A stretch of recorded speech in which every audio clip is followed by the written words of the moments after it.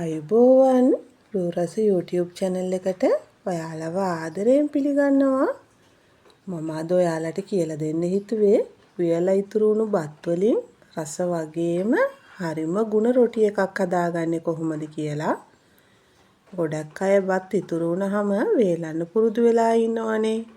ඒ වුණාට මේ විදිහට රොටි හදාගත්තාම ඒක තව වේලකට වෙනස් විදිහකට අපිට කෑමට ගන්න පුළුවන්.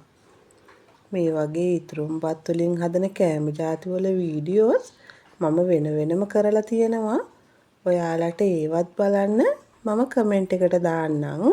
ඉතින් මේ රොටි එක හරියට හදාගන්න වීඩියෝ එක ඉවර වෙනකම් බලන්න කියලා ආරාධනා කරනවා. අවශ්‍ය ද්‍රව්‍ය පහළ ඩිස්ක්‍රිප්ෂන් එකේ සඳහන් කරලා තියෙනවා.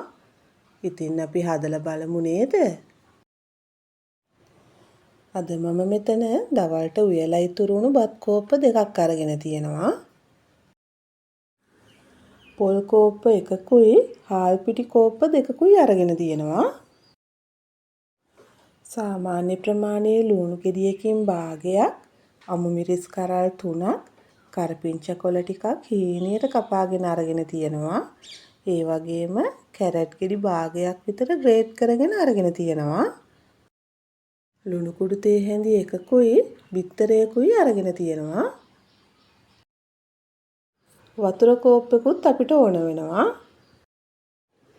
මුලින්ම බ්ලෙන්ඩර් කප් එක අරගෙන ඒකට බත් ටික දාගන්න ඕන. මම මෙතන අරගෙන තියෙන්නේ රතු බත්. ඔයාලට සුදු බත් ගන්නත් පුළුවන්. ඊළඟට බිත්තරය එකතු කරගන්නවා. දැන් වතුර කෝප්පේ දාගන්නවා. ඊළඟට අපි මේ ටික හොඳට බ්ලෙන්ඩර් කරගමු.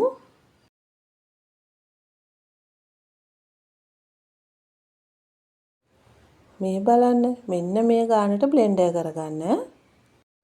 ඔයාලා බත් මැනගත්ත කෝප්පෙන්ම අනිත් හැම අමුද්‍රව්‍යයක්ම මැනගන්න. වතුර ගන්න ඕනෙත් ඒ කෝප්පෙන්ම තමයි. ඊළඟට මේකට ලුණු තේ හැඳි එකක් දාගන්නවා. හාල් පිටි කෝප්ප දෙකෙන් එක කෝප්පයක් මේකට දාගන්න. ඊළඟට පොල් දාගන්න. දැන් ලුණු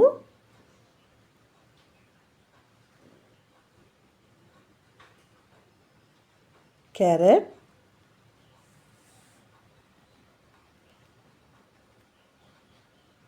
කරපිංචා අමු මිරිස් ටිකක් දාගත්තා.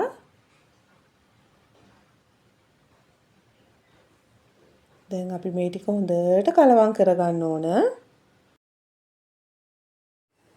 ඔයාලට මේකට ලීස් ලුණු කොළ වගේ එළවලු ಜಾතිත් එකතු කරගන්න පුළුවන්. අපි මේකට මුලින් බත් ටික බ්ලෙන්ඩර් කරගන්න දාගන්න වතුර වලට අමතරව වෙන වතුර දාගන්නේ නැහැ.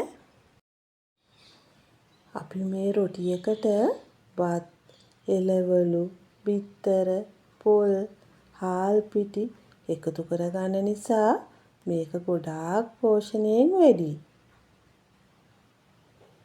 මේ මිශ්‍රණය ඔයාගේ අතේ ඇලෙනවා වගේ නම් අතේ තෙල් ටිකක් ගාගන්න. මේ ගානට අනාගන්න. ඊළඟට හොඳට අතේ තෙල් ටිකක් ගාගන්න ඕන. මිශ්‍රණයෙන් කොටසක් මේ විදිහට අරගෙන බෝල් හදාගන්න.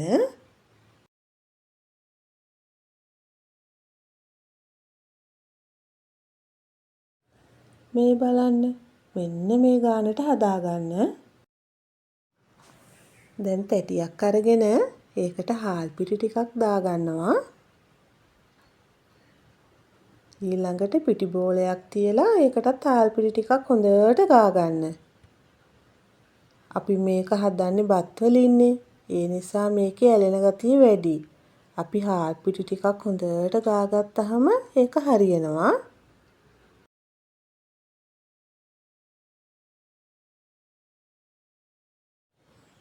දැන් අතින් තුනී කරලා රොටිය හදාගමු.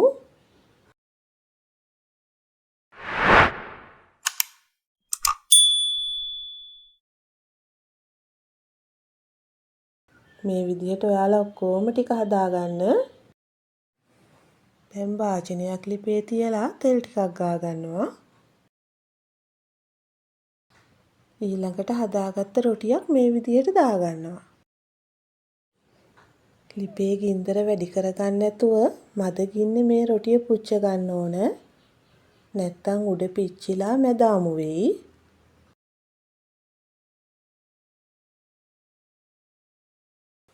දැන් මේක මම අනිත් පැත්ත හරව ගන්නවා. සමහරු කැමති නෑනේ දවල්ට බත් කෑවහම ආයෙත් රැයට බත් කන්න. විශේෂයෙන්ම පොඩි අය. බත් කවා ගන්න හරිම අමාරුයිනේ එයාලට. ඉතින් මේ වගේ රොටියක් හදලා දුන්නොත් එයාලත් හරි ආසාවෙන් කයි. ඔයාලට මේක ලුණු මිරිසක් නැත්තම් මස්, මාළු, පරිප්පු මේ ඕනම දෙයක් එක්ක කන්න පුළුවන්.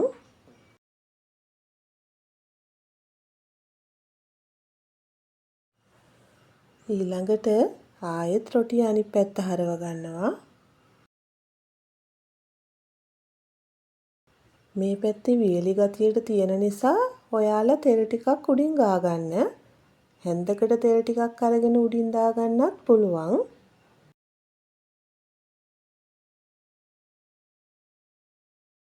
මේ විදිහට දෙපැත්ත හරව හොඳට මේ රොටි එක පුච්ච ගන්න ඕන.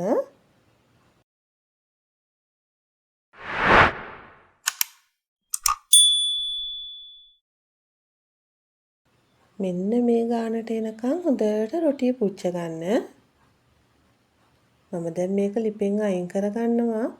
ඔයාලා මේ විදිහට ඔක්කොම ටික හදාගන්න. මේ තියෙන්නේ මම දවල්ට ඉතුරු වුණු බත් වලින් රැයට කන්න හදාගත්ත රොටි ටික. අද රොටි එක හදන්න ගත්ත අමුද්‍රව්‍ය වලින් මේ ප්‍රමාණයේ රොටි 7ක් 8ක් විතර හදාගන්න පුළුවන්. ඉතින් මම කලින් කිව්වා වගේ ඔයාලට ලුණු මිරිසක්, මස්, මාළු, පරිප්පු වගේ ඕනම දෙයක් එක්ක මේ රොටි එක රසයට කන්න පුළුවන්. ඒ මුකුත්ම නැති වුණත් නිකන් වුණත් මේ රොටි එක කන්න පුළුවන් හරිම රසයි. ඉතින් ඔයාලත් හදලා බලලා රස කොහොමද කියලා මට කියන්නකෝ. මගේ වීඩියෝ එක හොඳයි නම් ලයික් එකක් දාලා යාළුවන්ටත් බලන්න ෂෙයා කරන්න.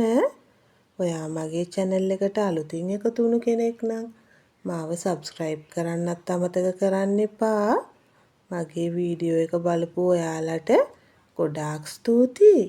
තවත් මේ වගේ වීඩියෝ එකකින් අපි නැවත හමු වෙමු.